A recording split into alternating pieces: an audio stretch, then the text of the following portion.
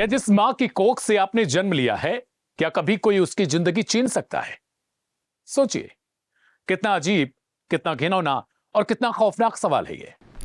सिर्फ सोचने भर से रूह कांप जाती है, जिस्म का खून जम जाता है। लेकिन राजस्थान की एक कलयुगी बेटी ने इस पवित्र रिश्ते का कत्ल कर दिया।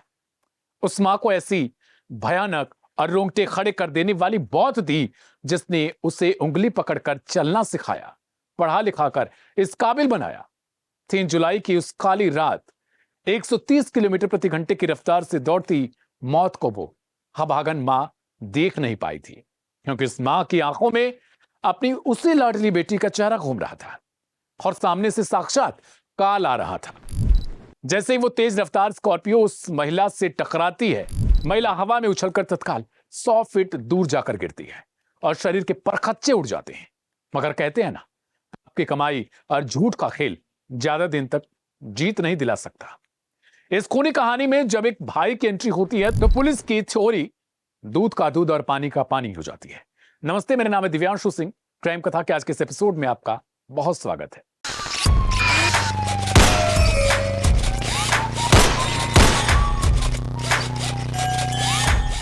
इस खूनी दास्तान की शुरुआत होती है गुलाबी नगरी जयपुर से। जयपुर के प्रताप नगर थाना इलाके के रविंद्र नगर में रहने वाली 45 साल की नीरज शर्मा, उसकी एक हंसती खेलती दुनिया थी।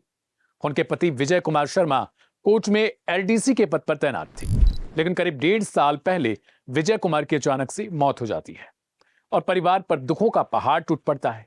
मगर किसी को पता नहीं था कि पति की सरकारी नौकरी इस अभागन मां के लिए मौत का सामान बन जाएगी। दरअसल विजय कुमार की मौत के बाद नियमानुसार सरकार की तरफ से उनकी पत्नी नीरज शर्मा को अनुकंपा के आधार पर उसी एलडीसी पद पर नौकरी मिल गई। करीब 8 महीने पहले नीरज ने अपनी नौकरी ज्वाइन कर ली थी। लेकिन जैसे ही मां ने दफ्तर जाना शुरू किया, उनकी 23 साल की बेटी आयुषी शर्मा के दिमाग में लालच और नफरत का कीड़ा सुलगने लगता है। आयुषी ने मां से कहा, तुम्हारी उम्र हो चुकी है, तुम घर संभालो, मेरी उम्र अभी 23 साल की है, पापा की जगह यह नौकरी मुझे मिलनी चाहिए। चूंकि मां पढ़ी लिखी और समझदार थी, उन्होंने अपनी बेटी को समझाया कि अगर सरकार ये नौकरी मुझे दे रही है बेटी, और मैं उस काबिल भी हूं, तो घर चलाने के लिए मुझे ये काम करने दो, इसमें कोई हर्ज भी नहीं है। बस यही वो बात थी।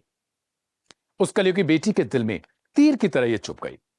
आयुषी को लगता था कि आज के दौर में सरकारी नौकरी कहां मिलने वाली है, आसानी से तो जल्दी मिलेगी नहीं।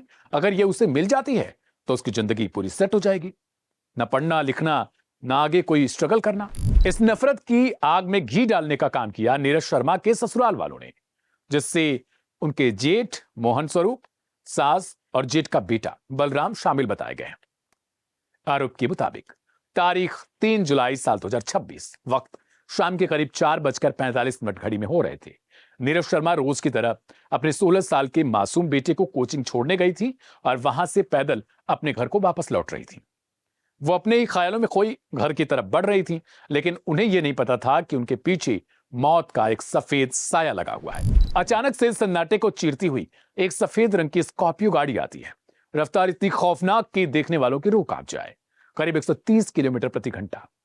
ड्राइवर बिना ब्रेक लगाए सीधे नीरज शर्मा को पीछे से एक जोरदार टक्कर मारता है।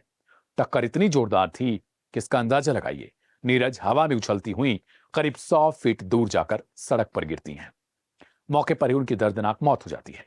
वारदात के वक्त सड़क किनारे एक पिता पुत्र बैठे थे, जो इस हादसे में बाल बाल बचते हैं।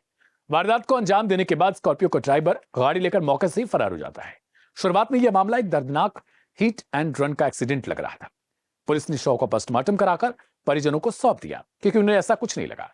लेकिन तभी इस कहानी में एक ऐसा मोड़ आ जाता है जो इस एक्सीडेंट को राजस्थान के सबसे सनसनीखेज मर्डर मिस्ट्री में तब्दील कर देता है। नीरज शर्मा की मौत के बाद उनकी बेटी आयुषी ने अपने सगे मामा राकेश कुमार शर्मा को फोन किया, जो भरतपुर के बयाना के रहने वाले हैं। आयुषी ने रोते हुए कहा, मामा, मम्मी का एक्सीडेंट हो गया, मम्मी खत्म हो गई हैं। और इतना कहकर उसने तुरंत फोन काट दिया और उसकी आवाज में वो भावुकता या वो मार्मिकता नहीं थी। राकेश को अपनी भांजी के इस बर्ताव पर शक होता है। उन्हें याद आया कि उनकी बहन नीरज पिछले कुछ दिनों से बहुत ज्यादा परेशान चल रही थी। नीरज ने राकेश को पहले ही बताया था कि उनकी अपनी बेटी आयुषी जेठ मोहन स्वरूप और जेठ का बेटा बलराम मिलकर उसे प्रॉपर्टी और नौकरी के लिए प्रताड़ित कर रहे हैं और कई बार जान से मारने की धमकी भी दे चुके हैं।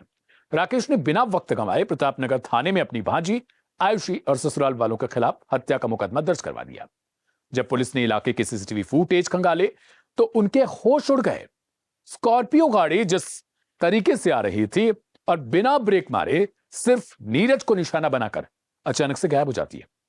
उससे पुलिस को साफ तौर पर शक होता है कि हादसा नहीं है ये, बल्कि एक सोची समझी क्रूर हत्या थी। इसमें अभी तक की तफ्तीश में 7 लाख रुपए की पेमेंट हत्या के लिए दी गई है और विशेषकर प्रॉपर्टी जो लालच है मुख्यतः ये बिंदु सामने आया है। और दूसरा, इसमें जो नौकरी है महिला की उसको पाने के लिए जो महिला की स्वयं की बेटी है और उसके जो जेठ हैं और जेठ के जो बच्चे हैं उनको इसमें शामिल पाया गया है। मैम, इसमें आयुषी और उसकी बेटी और बाकी लोग गिरफ्तार हुए?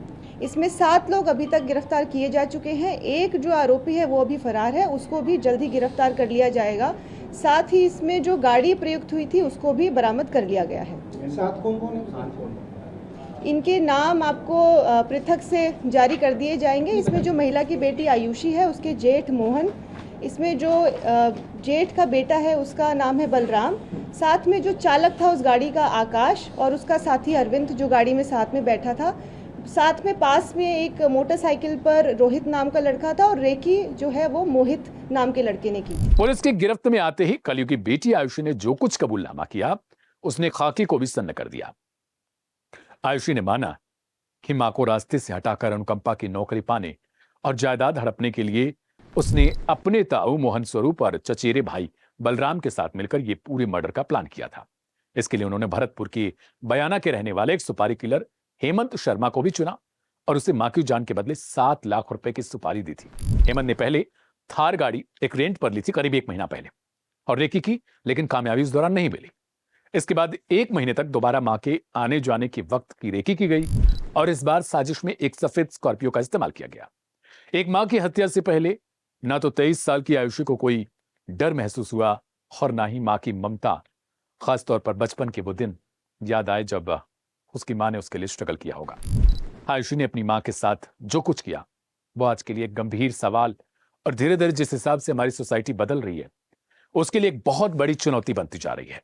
कहते हैं ना, जिसने उंगली को थाम कर तुमको चलना सिखा दिया, तुमने लालच में आके मां का वो आंचल ही जला दिया। दौलत तो मिल जाएगी मगर ये गुनाह ना धुल पाएगा, कोख का कर्ज चुकाना तो दूर, तूने खुदा को भी रुला दिया। आज की क्राइम कथा में बस इतना ही। कल मिलेंगे एक नई स्टोरी के साथ, एक नई कहानी के साथ। तब तक के लिए मेरे यानी दिव्यांशु सिंह के साथ आज इतना ही। अपनों का बहुत ख्याल रखिएगा। शुभ रात्रि, नमस्ते, शुक्रिया।